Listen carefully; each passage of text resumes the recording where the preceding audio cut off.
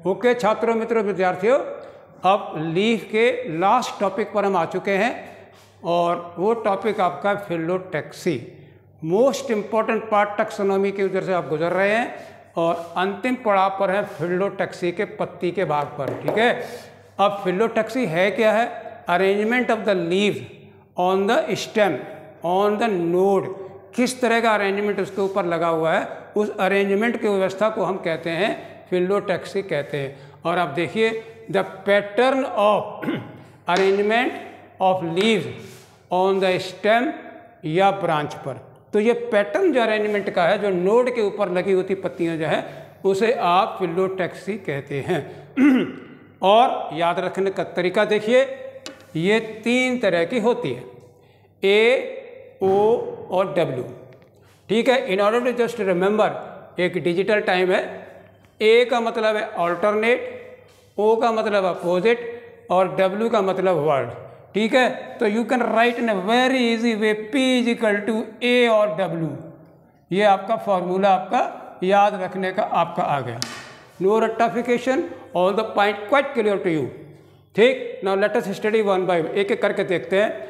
Alternate जैसे होते हैं ऑल्टरनेट डेज पे, एक दिन छोड़ के, तो आप कोई single leaf arises eight each node in alternate manner थे।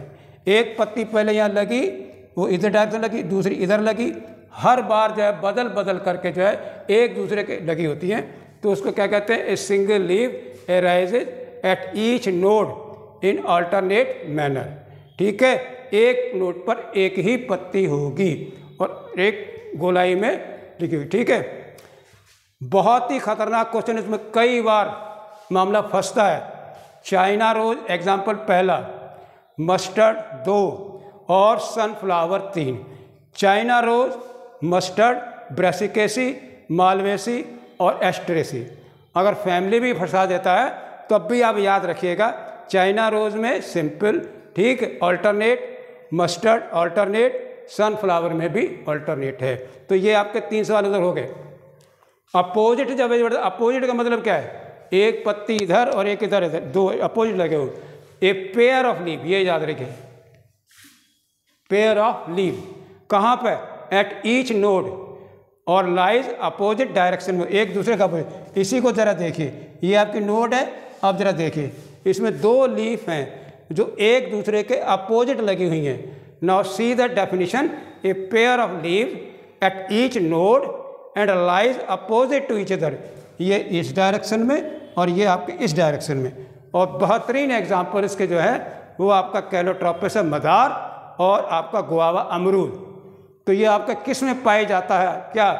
अपोजिट, कैलोट्रोपिस में और गुआवा में। थर्ड वाले में आइए, वर्ल्ड।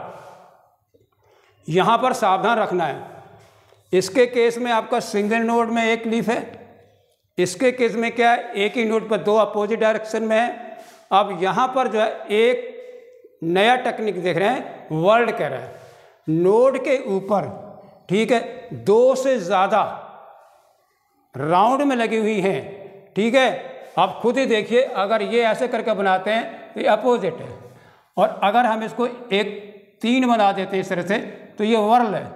अगर इस तरह 4 बना देते हैं, एक ही जगह लगी हुई है, तो वर्ल है। तो साफ साफ देखिए, more than 2 leaves arise at a node and forms a whorl. एक चक्र बनेगा, तो ये भी चक्र है 3 का, 4 का या 5 का, तो उसको हम कहते हैं वर्ल्ड फिलोटैक्सी। और बहुत ही बेहतरीन एग्जाम्पल आपका है एलस्टोनिया।